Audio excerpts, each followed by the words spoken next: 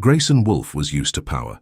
From the corner office of Wolfe Dynamics towering above the New York skyline, he could command a billion-dollar merger, silence the press with a single phone call, and schedule 3 meetings across 2 continents before lunch. But nothing, not even his elite education or business acumen, had prepared him for the call he received one Sunday morning from his mother. Come to the house, alone, no staff, no excuses. That was all the message said.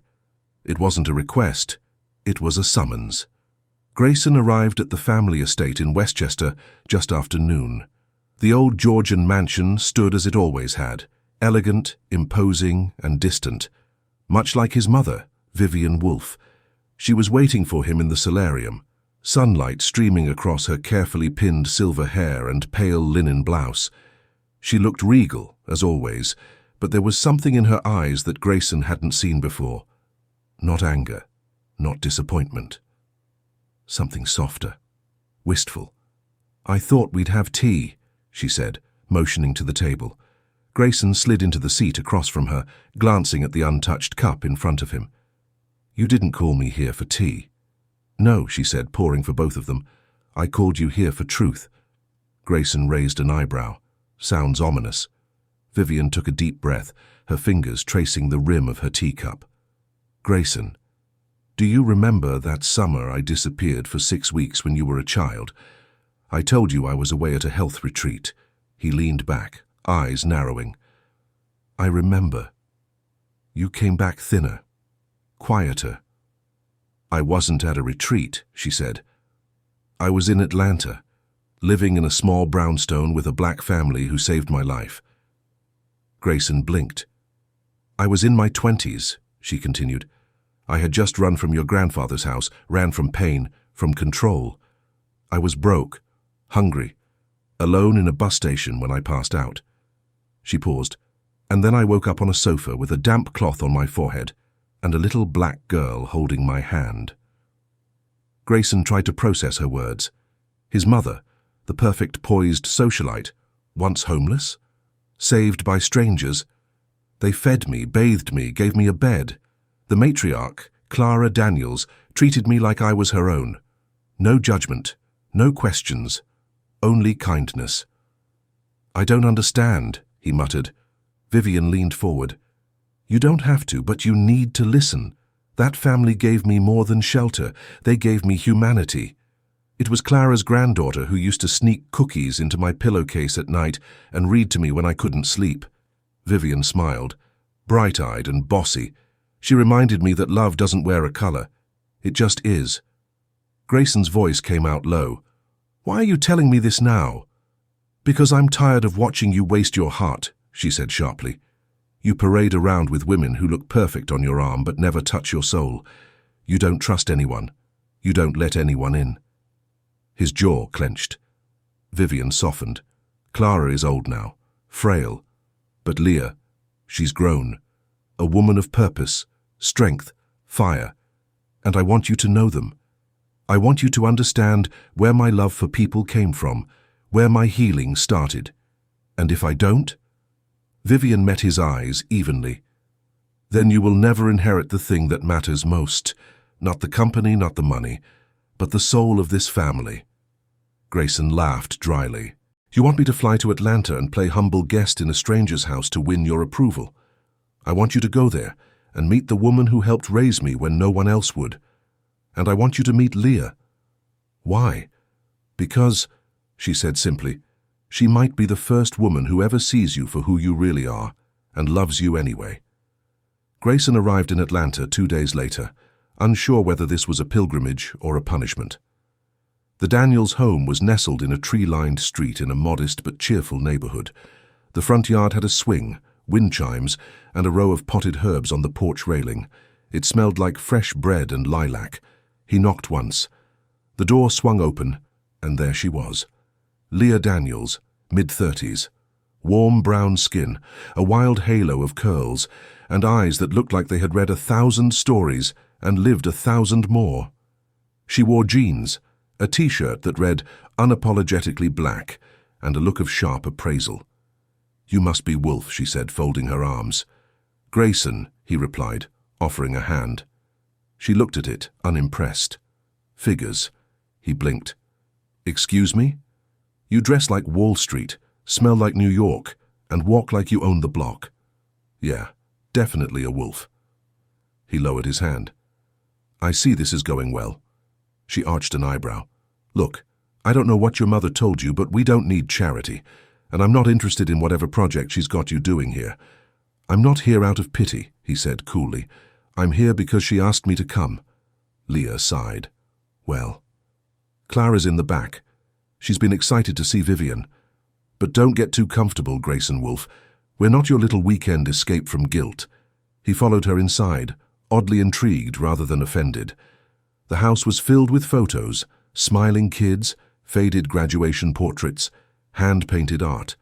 It felt like life, messy, real, warm. Leah Daniels sat in a recliner, her hair white, her eyes clear as morning. Vivian's boy, she said, smiling wide. Oh, I can see her in your face. He knelt beside her, unexpectedly moved. It's an honor to meet you. You've got her hands. And that stubborn chin, Clara chuckled. She wrote me letters for years. Then she stopped.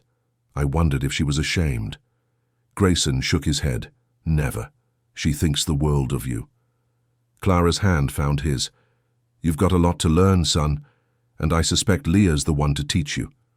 Leah, standing in the doorway, rolled her eyes. Lord help him. That night, Grayson stayed in the guest room. It was small, clean, and humbling. No marble floors, no touchscreen walls, just silence. And unfamiliar comfort. He glanced at the photo on the nightstand. Vivian, young and glowing, laughing beside Clara with their arms around each other. She looked freer than he'd ever seen her. He lay back on the bed, staring at the ceiling. Maybe this wasn't about approval. Maybe this was about understanding why his mother had always looked at life through different eyes than his. And maybe, just maybe, it was about finding someone who'd challenge him to see the world without color and feel something real for the first time. Grayson hadn't planned on staying long. 3 days, maybe 4, just enough to check off whatever invisible moral box his mother had drawn in her mind. But here he was, a week in, sitting on a folding chair in a noisy community center classroom, surrounded by middle schoolers arguing over who got to be team captain for a mural project. I swear to God, if you let Micah pick the colors again, it's just going to be black and red, one girl huffed. Because those are powerful colors, Micah shot back, arms crossed. Grayson watched them volley arguments like lawyers. He glanced at Leah at the front of the room, leading the class with ease, her energy magnetic. The kids hung on her words like she was both mentor and mother, teacher and best friend. This wasn't charity, this was purpose. And it made his corner office, glass walls, and tailored suits feel embarrassingly hollow. Mr. Wolfe, Leah called out, not looking up from the whiteboard. You gonna help us paint? Or you just spectating like a bored investor? A few students snickered. Grayson cleared his throat, rising to his feet. I'm just waiting for someone to show me how not to mess it up. Leah smirked without turning. That's the first humble thing you've said all week. Later, after the kids had been picked up and the brushes cleaned, Grayson stayed behind to help Leah lock up. I'm surprised, she admitted, tossing him the last of the paint rags. You've been coming here every day. Didn't think Billionaire boys had that kind of attention span. I've had a few wake-up calls, he replied, hanging the damp rag on a hook. You being the loudest one. Leah snorted. I'm not trying to change you, Grayson. Good. Because I'm not trying to be changed. I'm trying to be honest. For once. That stopped her. She looked at him, really looked, her head tilted slightly. Honest about what? He leaned against the edge of the desk. That I'm tired of being seen as untouchable. Polished. Perfect. The Wolfe heir. That's not who I am. Not really. And who are you? She asked quietly. He shrugged. A man trying to figure out why his mother, the strongest woman he knows, cried over a woman she hadn't seen in 30 years. A man who wants to know what made her trust again, who made her feel again. Leah folded her arms. Clara has that effect on people. She told me last night that she never knew color until the world taught it to her, he said. She said love showed up in a brown hand when the rest of the world walked by. Leah's expression softened. She said that? Grayson nodded. I think she meant you too. A long pause. Then Leah whispered, You don't understand what you're stepping into. I want to, he said. She looked torn. This, us, whatever tension is happening. It's not simple. You walk through life with the kind of protection I'll never know. Your worst day won't look like my average one. He nodded. And that's why I need you to help me see it. She opened her mouth, then closed it again, overwhelmed. Instead, she walked over and pulled a folded newspaper clipping from a drawer. It was dated 2 years ago, a photo of a young black boy in handcuffs beside a headline that read, Teen Vandal or Gang Recruit. That was my student. He was arrested for painting a mural right here in this center. It was supposed to be a community project. The cops assumed it was graffiti. Grayson looked at the boy's eyes, wide, scared, alone. I've spent the last decade trying to prove to this neighborhood that someone sees them, Leah said. But what happens when they see me with you? He was quiet. They'll ask if I'm real. She nodded. And I'm not sure I'll have an answer. That evening, Grayson sat with Clara on the back porch, a blanket around her knees and a mug of warm tea between her hands. Fireflies lit the sky like stars that had forgotten to rise. She's scared, Grayson murmured. She's smart, Clara replied. Smart enough to know that a man like you has the power to break more than just a heart. I'm not trying to break anything, he said. Clara turned to him, eyes sharp, despite her age. Then what are you trying to do? He hesitated. Understand her. Understand this. Clara smiled softly. You ever try to explain water to someone who's only ever been thirsty? He shook his head. That's what it's like being loved without judgment. That's what my Leah gives. Grayson looked away. She thinks I'm too privileged to understand her world. You are, Clara said. But that doesn't mean you can't learn, and it sure doesn't mean you can't love her. 2 days later, Grayson accompanied Leah to a rally at City Hall.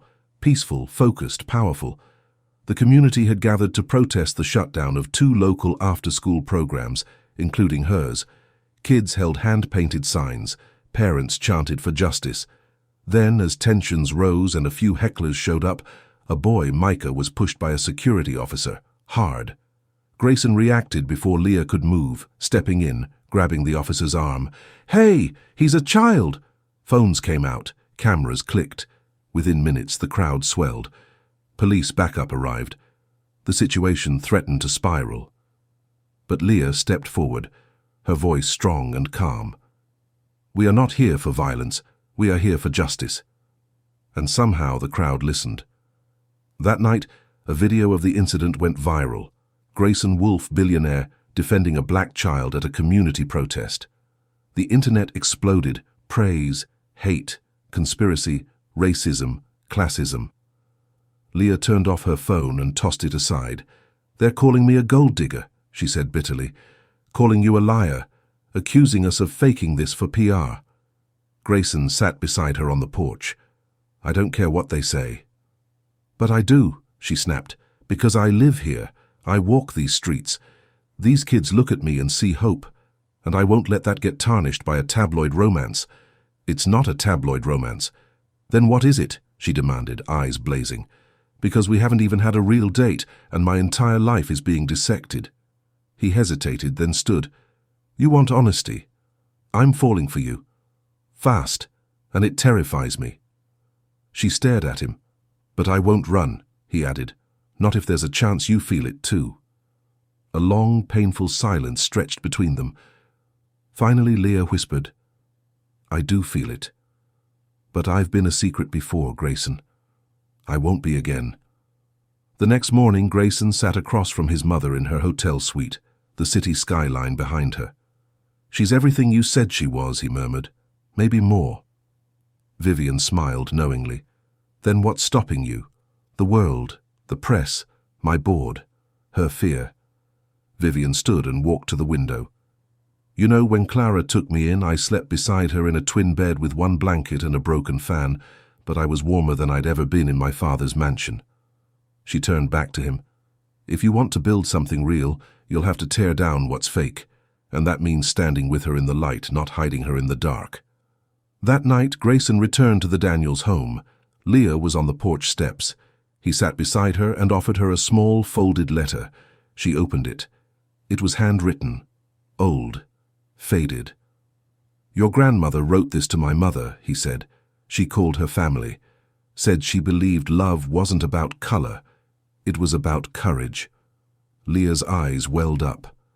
"I want to be brave," he whispered. "With you." She looked at him, vulnerable but fierce. "Then prove it." The morning sun filtered through gauzy curtains in the Daniels home, casting soft golden streaks across the hardwood floor. Grayson stood in the small kitchen beside Clara, pouring hot tea into her favorite chipped mug, the one with fading sunflowers painted on the side. "You're getting better at that," Clara said, her smile laced with amusement as she accepted the mug. "I've had a good teacher," he replied with a wink. They sat at the table, quiet for a moment, listening to the world stir awake outside. Then Clara reached for his hand. "She's afraid," Clara said, looking him in the eye. "I know. And so are you." Grayson didn't answer at first. "I've lived most of my life behind walls," he said finally, "walls built by status, image, expectation. But Leah, she makes me want to tear every one of them down." Clara's eyes softened. "Then you better start swinging." Grayson didn't go back to New York. Not that week, not the one after. Instead, he immersed himself in the community Leah had dedicated her life to. He worked quietly, off camera, off record, assisting with grant writing, calling in favors to keep local programs funded, even organizing free tech workshops for teens. Every time he tried to ask Leah out, she brushed it off with a coy smile. "I'm not a first date kind of girl," she said once. "I'm a show-me-you-mean-it woman." So he did. Every action, every late night spent helping her close the center, every quiet walk through the neighborhood proved it. But the world doesn't like when lines blur. And it especially doesn't like when a black woman and a white billionaire rewrite the narrative. The first hit came through a tabloid, Wolfe Daniels, Real Love or Political Theater. Then another, Billionaire Heiress pushes son into interracial romance to revive public image. And finally, the worst of them all, Daniels' non-profit under fire, conflict of interest with Wolfe dynamics. Leah's face was everywhere, on gossip blogs, news segments, Twitter threads dissecting her clothes, her tone, her motives. Donations to her youth center paused. Sponsors pulled out. She was furious. "I didn't ask for this," she snapped, pacing the small office at the back of the community center. "I didn't use you. Why do they act like I'm playing some game?" Grayson stood silently, watching her hands tremble as she shoved papers into a drawer. "I was doing just fine before you walked in with your designer shoes and your PR-ready smile." He flinched. "Is that really what you think this is?" She looked at him, breathing hard. "No," she said finally, "but it doesn't matter what I think. The world already decided." "I can fix this," he said. "I'll call the media." "No," she cut him off. "You'll make it worse." Grayson stepped closer. "Then tell me what to do, Leah. Leave," she said quietly. "Let this pass. Go back to New York." His heart dropped. "Is that what you want?" "I want peace," she said, voice cracking. "And right now you don't come with peace. You come with noise." She turned away. He didn't stop her. 2 days later, Grayson sat across from his mother in her Manhattan penthouse. Vivian poured them each a glass of red wine and said nothing for a long time. "She asked me to leave," he murmured. Vivian nodded slowly. "You going to let that be the end of it?" "I don't know what else to do." Vivian reached into her drawer and pulled out a small velvet box. Inside was an old gold locket. "Clara gave me this the day I left Atlanta," she said. "I was terrified to go back to the real world, to the pain I'd tried to escape, and she told me, 'Take this, so you never forget who gave you the strength to stand again.'" She opened the locket. Inside was a tiny picture of a much younger Vivian laughing beside a young Clara, arms wrapped around a small girl with bright eyes, Leah. "She gave me love when I was unlovable. She gave me dignity when I had none. And Leah, she carries that same light." Vivian looked at her son. "So the question is, What are you willing to give? The next day, Grayson held a press conference in Midtown, not flanked by lawyers or PR reps, but by a single framed photograph, the same one from Clara's locket blown up and resting on an easel. "I won't be speaking today as the CEO of Wolfe Dynamics," he began, the media scrambling to record. "I'm speaking today as the son of a woman who was saved by a stranger's love, as a man who finally understands what real courage looks like." He went on to share his mother's story, her years of silence, her healing, and the woman who gave it all to her. "And now," he continued, his voice firm, "I see the same courage in her granddaughter." Leah Daniels didn't ask for attention. She didn't seek headlines. She opened her world to me when she had every reason not to. And instead of honoring her, we tried to dissect her. He stepped back and gestured to the photo. "Today I announce the launch of the Daniels Wolfe Foundation, dedicated to uplifting underfunded youth centers, community leaders, and marginalized voices. It will operate independently from Wolfe Dynamics, and it will begin with a $10 million endowment from my personal account." Gasps, flashes, questions shouted, but Grayson simply stepped down and walked out. Back in Atlanta, Leah watched the live stream on her office laptop. Her breath caught in her throat as she saw his face on screen, voice shaking but eyes unwavering. When he held up the locket photo, she cried. Not because of the money, not even because of the foundation, but because for the first time someone had chosen her, not in secret, not quietly, but publicly, boldly, with eyes wide open. Grayson arrived in Atlanta that evening. He didn't bring cameras. He didn't announce his return. He just walked to the porch of the Daniels house and knocked once. Leah opened the door, unsure whether to cry or punch him. "You could have told me," she whispered. "I wanted you to see it first, not hear it through gossip." She stepped aside, letting him in. He pulled something from his pocket. The gold locket. "She told me to give this to the woman who makes me feel the way she felt when Clara saved her. And I knew it belonged to you." Leah's fingers trembled as he placed it in her hand. "Grayson," she began. He took her hand. "My mother taught me that love has no color, but you taught me what it feels like. And now, I want to live it. With you." Leah looked up at him, eyes swimming. "I was so afraid," she said. "So was I," he whispered. She smiled through her tears. "Still am." He chuckled softly. "We'll be afraid together." Then she kissed him, gently at first, then with years of unspoken love between them. Clara watched from the kitchen doorway, hands clasped at her heart. Vivian stood beside her, misty-eyed. "Think they'll make it?" Clara asked softly. Vivian smiled. "They already have." That evening, the Wolfe and Daniels families gathered around a long table in the backyard. Fried chicken, collard greens, cornbread, and wine clinking between mismatched plates and laughter. It was messy, loud, imperfect, and full of love. Not the kind that hides, not the kind that conforms, but the kind that dares, the kind that sees color and chooses love anyway. 1 year later, sunlight bathed the Georgia porch in gold as a gentle spring breeze danced through the magnolia trees. Laughter rang from the backyard, where kids ran through sprinklers, their shrieks of joy blending with the melody of jazz humming from an old radio. The scent of grilled corn and smoky barbecue hung thick in the air, teasing taste buds and pulling smiles from everyone. Grayson Wolfe stood beside the grill, a linen shirt rolled up to his elbows, a dish rag tucked into his waistband. His phone was nowhere in sight, an unfamiliar but welcome habit he had learned from Leah. "Need backup?" Leah asked, walking up barefoot, holding 2 glasses of iced tea with mint leaves. He turned and smiled, genuine and warm.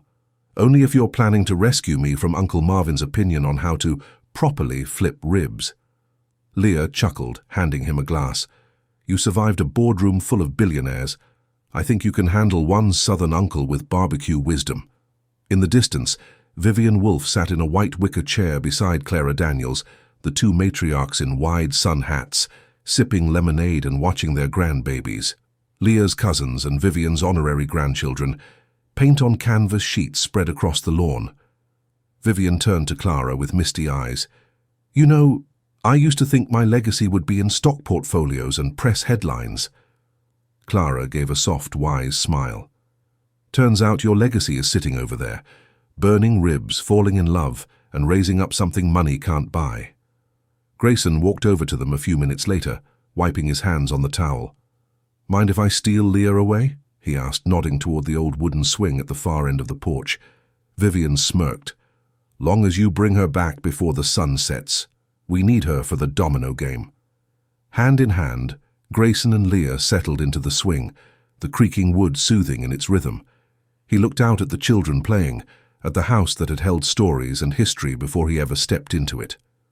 Do you ever think about how different things could have been? He asked softly. Leah turned toward him, her curls dancing in the breeze. Sometimes. But then I look at today, and I don't need to. Grayson leaned in, brushing a kiss to her temple. My mother gave me everything. But the best thing she ever gave me was you. And you, Leah replied, her voice tender, gave me hope that love can look beyond what the world tells it should. As the sun dipped low behind the trees, the Wolfe and Daniels families gathered for one big photo on the porch, generations of love, survival, and unity etched into every smile. In the center stood Vivian and Clara, holding hands, their stories sealed in legacy. In the end, love didn't ask about status, skin, or background. It only asked, will you choose it? And they had, together, forever. Thank you so much for watching and supporting my channel. Your love, comments, and shares mean everything to me. Grateful for each of you. Let's keep growing together. With love from Whispers of Hope.